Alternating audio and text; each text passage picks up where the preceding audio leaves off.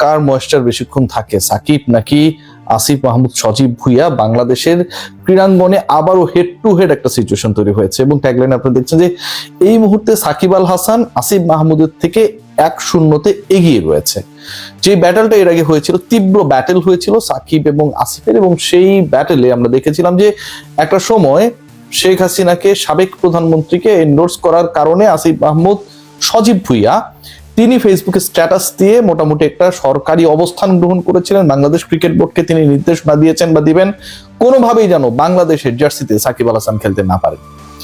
গতকাল থেকে যে ঘটনাটা ঘটেছে সেই ঘটনার প্রেক্ষাপটটা অনেকটা এরকম। সাকিব আল হাসানের কিছু ভক্তকুল, আমরা যতটুকু জানতে পেরেছি, দুদকে গিয়ে আসিফ মাহমুদ সজীব ভুঁইয়া দুর্নীতির সাথে যুক্ত এরকম কিছু অভিযোগ করেছে এবং এই অভিযোগের প্রেক্ষিতে আসিফ মাহমুদ সজীব ভুঁইয়া, সাবেক যুব ক্রীড়া উপদেষ্টা, তিনি তার ফেসবুকে স্ট্যাটাস দিয়েছেন 72 ঘন্টা ময়েশ্চার লোক সমৃদ্ধ লিলি বডি ওয়াশ, শিয়া বাটারের গুডনেস স্কিন রিপেয়ার করে রাখে সফট ও গ্লোয়িং। সাকিব আল হাসান আজকে বিভিন্ন গণমাধ্যমে তার মতো করে তিনি জানানোর চেষ্টা করেছেন যে তার ভক্ত কারা বা কারা গিয়ে দুদকে আসিফ মাহমুদ সজীব ভুঁইয়ার নামে দুর্নীতির অভিযোগ দিয়ে এসেছেন, সেই ব্যাপারে তার আসলে কোনো কিছু জানা নেই। তিনি সেহরির পরে এই ঘটনাটা জানতে পেরেছেন, তিনি যেহেতু বাংলাদেশে অবস্থান করছেন না। আলোচনা এখানটায় নয়, আলোচনা অন্য একটা জায়গায়, এবং সেই আলোচনায় আসলে সাকিব আল হাসান ক্লিয়ারলি গিয়ে আসিফ মাহমুদ সজীব ভুঁইয়া আজকে বক্তব্য দিয়েছেন, তার অবস্থান ক্লিয়ার করার চেষ্টা করেছেন। কি কারণে তার অবস্থানটা আসলে খুব বেশি গ্রহণযোগ্য না, সেই আলোচনাটাই করব। তার আগে আপনাদের জানিয়ে দিতে চাই, ওয়েদার চেঞ্জ হচ্ছে এবং এই ওয়েদারে ময়েশ্চার অন্তত 72 আওয়ার্স পর্যন্ত যদি আপনি ধরে রাখতে চান, লিলি হুইপ শিয়া বডি ওয়াশ আপনাকে সেই গ্যারান্টি দিচ্ছে। সাকিবে গিয়ে দেখুন, আজকে আসিফ মাহমুদ সজীব ভুঁইয়ার স্ট্যাটাসের কথা আমি পরে বলছি, আগে তার যে সরাসরি যে বক্তব্যটা ছিল মিডিয়ায়, এবং সেখানটায় তিনি বলেছেন শেখ হাসিনাকে এন্ডোর্স করার কারণে তিনি যখন গভর্নমেন্টে ছিলেন তখন তিনি সাকিব আল হাসানকে খেলতে দেননি বাংলাদেশের জার্সি গায়ে, এবং বাংলাদেশের জার্সি গায়ে সাকিব আল হাসানের খেলার নৈতিক অধিকার ছিল না। এই আলোচনাটা তিনি করেছেন। এর জন্য যদি শাস্তি হয় তাহলে সেই শাস্তি তিনি মাথা পেতে নেবেন। ডিসকাশনটা কিন্তু ঠিক এই পয়েন্টটাতেই। আজকে আসিফ মাহমুদ সজীব ভুঁইয়া যে কথাটা বলেছেন, আসিফ মাহমুদ সজীব ভুঁইয়া এই কথার মাধ্যমে তিনি বাংলাদেশের যুব ক্রীড়া উপদেষ্টার দায়িত্বে যখন ছিলেন, সেই দায়িত্বে থেকে অনধিকার চর্চা করে তিনি যে বক্তব্যটা দিয়েছেন নৈতিকভাবে সেটা 100% ঠিক হইতে পারে, কিন্তু বাংলাদেশ ক্রিকেট বোর্ডের আন্ডারে চুক্তিবদ্ধ একজন ক্রিকেটারকে এবং আইসিসি কে বাংলাদেশ ক্রিকেট বোর্ড যেভাবে এন্ডোর্স করে বা আইসিসি বাংলাদেশ ক্রিকেট বোর্ডকে যেভাবে এন্ডোর্স করে, সেটা হচ্ছে ট্রান্সপারেন্ট থাকতে হবে regarding any influence by the government. সেখানটায় সাকিব আল হাসানের ব্যাপারে যদি কোনো সিদ্ধান্ত গ্রহণ করা হয়, সেই সিদ্ধান্ত এককভাবে বাংলাদেশ ক্রিকেট বোর্ড গ্রহণ করবে। তিনি বলছেন সরকারে থাকা অবস্থায় তিনি সাকিব আল হাসানকে খেলতে দেন নাই, এইরকম অধিকার বাংলাদেশ ক্রিকেট বোর্ডকে আইসিসি দিয়েছে। প্রথম পয়েন্ট যেটা, উত্তরটা হচ্ছে না। দ্বিতীয় যেটা, সেটা হচ্ছে সেই বাংলাদেশ ক্রিকেট বোর্ড, যেই বাংলাদেশ ক্রিকেট বোর্ড বিসিবি কে, আপনারা যতই গালিগালাজ করেন আমাকে, যেই বাংলাদেশ ক্রিকেট বোর্ড বিসিবি কে আসিফ মাহমুদ সজীব ভুঁইয়া নির্দেশনা দিয়েছিলেন যে সাকিব আল হাসান তিনি শেখ হাসিনাকে এন্ডোর্স করেন, তার বাংলাদেশের জার্সি গায়ে খেলার কোনো ধরনের নৈতিক অধিকার নেই। আসিফ মাহমুদ সজীব ভুঁইয়ার এই বক্তব্যে অনেক নৈতিক শক্তি থাকতে পারে, কিন্তু যেই বোর্ডকে তিনি আদেশটা দিয়েছেন সেই বোর্ডই তো এখনকার বোর্ড। আসিফ মাহমুদ সজীব ভুঁইয়া সাবেক যুব ক্রীড়া উপদেষ্টারই তো বোর্ড। সেই বিসিবি তো তার গড়া, সেই বিসিবির প্রত্যেকটা কাউন্সিলর, সেই বিসিবির প্রত্যেকটা ডাইরেক্টর তিনি যেভাবে চেয়েছেন সেভাবে বাংলাদেশ ক্রিকেট বোর্ড এই মুহূর্তে দায়িত্ব পালন করছেন।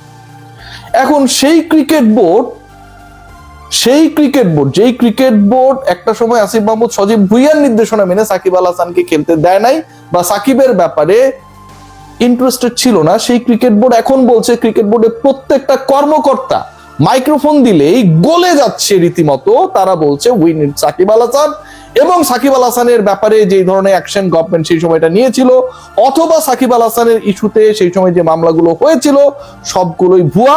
খালেদ মাসুদ পাইলট আজকে বলেছেন যে মামলার স্ক্রিপ্টটা অনেক দুর্বল।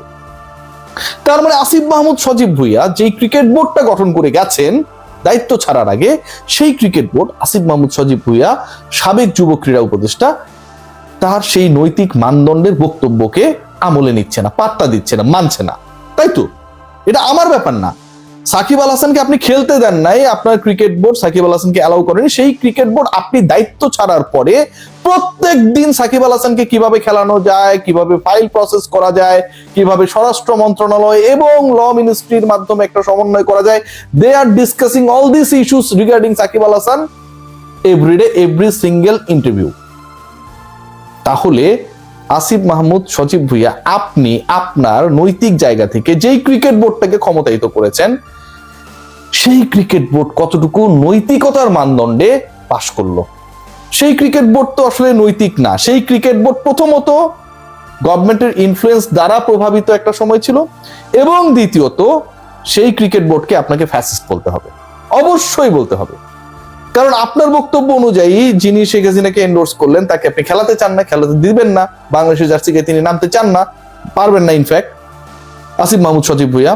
আবার আপনি যে ক্রিকেট বোর্ডটাকে গঠন করেছেন তারা বলছে সাকিব আল হাসান আসবে, খেলবে, তার সকল মামলা যেন প্রসেস করা হয়, দ্রুত গতিতে নিষ্পত্তি করা হয়, এবং এই মামলাগুলোর কোনোটারই মেরিট নাই, সেটা ক্রিকেট বোর্ডের ডাইরেক্টররা বলছেন। খালেদ মাসুদ পাইলট আজকেই বলেছেন এই মামলাগুলোর স্ক্রিপ্ট দুর্বল। তার মানে আপনার স্ক্রিপ্ট দুর্বল। আপনি আপনার গভর্নমেন্ট সাকিব আল হাসানকে কেন্দ্র করে যে ইস্যুস গুলো সেই সময় ক্রিয়েটেড হয়েছিল, সেগুলোতে আসলে আপনারা দুর্বল স্ক্রিপ্ট নিয়েই সামনে এগিয়েছেন। বাংলাদেশ ক্রিকেট বোর্ডের বক্তব্যটা অন্তত সেটা বলে, আমার না। দাঁড়ালোটা কি তাহলে? Quite interesting. এখানে ডিসকাশন না কেন সাকিব আল হাসান 1-0 এগিয়ে, কারণ আপনি গন হয়ে যাবার পরে, আপনি দায়িত্ব ছাড়ার পরে আমার এই ডিসকাশন অনেকের খারাপ লাগতে পারে। This are very very true facts. Asif Mahmud Sajib ভাই, আপনি আপনার ওই চেয়ার থেকে সরে যাবার পরে বাংলাদেশ ক্রিকেট বোর্ড আপনার নীতি, আপনার নৈতিকতা, আপনার নৈতিক এথিক্যাল মানদণ্ড সবকিছু থেকে বের হয়ে তারা এখন একটা বক্তব্যই দেয় সারাদিন, যে উই নিড সাকিব আল হাসান। আপনি তখনটাই বলেছিলেন যে I don't need Shakib Al Hasan. তার মানে আপনার সাথে তো ক্ল্যাশ হয়ে গেল। আপনার সাথে বাংলাদেশ ক্রিকেট বোর্ড, যেই বোর্ডকে আপনি বসিয়েছেন, সেই বোর্ডের সরাসরি ক্ল্যাশ হয়ে গেল। এখন যেই ক্রিকেট বোর্ড সাকিব আল হাসানকে এই মুহূর্তে বাংলাদেশ দলে চায়, যে ক্রিকেট বোর্ডকে আপনি বসালেন, সেই ক্রিকেট বোর্ডকে কি মাননীয় সাবেক যুব ক্রীড়া উপদেষ্টা আসিফ মাহমুদ সজীব আপনি ফ্যাসিস্ট বলবেন? সেই ক্রিকেট বোর্ডও তো তাহলে শেখ হাসিনাকে এন্ডোর্স করছে। এই ব্যাপারে আপনার বক্তব্য কি? আমার যদি সুযোগ থাকতো নিশ্চয়ই আমি আপনাকে এটা জিজ্ঞেস করতাম। আপনার ইন্টারভিউ যদি একটা সুযোগ হতো আমি নিশ্চয়ই এটা জিজ্ঞেস করতাম, কারণ এই ব্যাপারগুলো আসলে ক্লিয়ার হওয়া দরকার। কারা কেন কোন জায়গায় কিভাবে কাজ করছে এবং সেখানটা আসলে কি করছে। সাকিব এগিয়ে এই কারণে যে আপনি সরে যাওয়ার সাথে সাথে, আপনি চেয়ার ছাড়ার সাথে সাথে সজীব ভুঁইয়া সাকিব আল হাসানের পক্ষে বাংলাদেশ ক্রিকেট বোর্ড তার অবস্থান নিয়েছে। আপনি যতদিন ওই ক্ষমতায় ছিলেন, চেয়ারে ছিলেন, আপনার ভয়ে, আপনার পাওয়ারে বাংলাদেশ ক্রিকেট বোর্ড আপনার হ্যাঁ সাথে হ্যাঁ বলেছে, নার সাথে না বলেছে। কিন্তু আপনি সরে যাওয়ার সাথে সাথে বাংলাদেশ ক্রিকেট বোর্ড, যে ক্রিকেট বোর্ডকে আপনি বসিয়েছেন, যে ক্রিকেট বোর্ডের জেলা বিভাগের যারা কর্মরত, কিভাবে কাউন্সিলরশিপ হচ্ছে সবই আমরা জানি, আপনি বসিয়েছেন, আপনি করেছেন।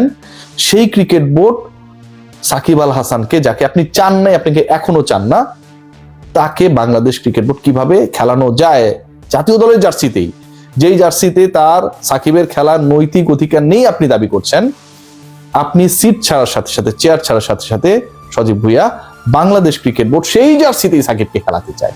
সেই বোর্ডের ডাইরেক্টর খালেদ মাসুদ পাইলট তিনি বলছেন সাকিবের ব্যাপারে মামলার স্ক্রিপ্ট খুবই দুর্বল। আমার একটা লাস্ট প্রশ্ন এবং সেটার উত্তর খোঁজা নিয়ে আমি আলোচনাটা শেষ করব। সাকিবে গিয়ে প্রমাণ করে দিলাম।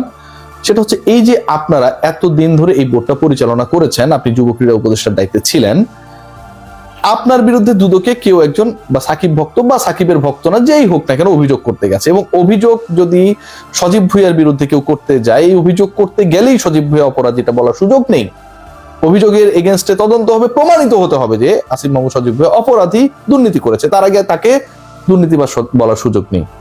সাকিব আল হাসানের বিরুদ্ধে হত্যা মামলা হয়েছে, 28 নম্বর আসামি তিনি 130 জন 36 জনের মধ্যে। তার বিরুদ্ধে কি এই অভিযোগের সত্যতা বা প্রমাণিত কোনো কিছু এসেছিল? তাহলে তিনি যদি প্রমাণিত হত্যাকারী বা নির্দেশদাতা না হন, এই সাকিব আল হাসানকে বাংলাদেশে ঢুকতে দেওয়ার ক্ষেত্রে দুবাই পর্যন্ত এসেছিল, আমরা কেন নেগেটিভ রোল প্লে করলাম? বাংলাদেশ সরকার তখন কেন নেগেটিভ রোল প্লে করলো? সাবেক একজন উপদেষ্টা যদি আসামি না হন বা অভিযুক্ত মানেই তিনি দোষী তা না হন, তাহলে সাকিব আল হাসানের বিরুদ্ধে অভিযোগ আনা মানেই তিনি কি করে দোষী হয়ে গেলেন, হত্যার নির্দেশদাতা হয়ে গেলেন? সেটা কি বলার সুযোগ রয়েছে? দুদকে কমপ্লেন করা মানেই কিন্তু আসিফ মাহমুদ সজীব ভুঁইয়া দুর্নীতিবাজ না। একইভাবে সাকিবের নামে মামলা করা মানেই সাকিব আল হাসান হত্যাকাণ্ডের নির্দেশদাতা না। আপনারা কেন তাকে ঢুকতে দেননি? সবাই ভালো থাকবেন।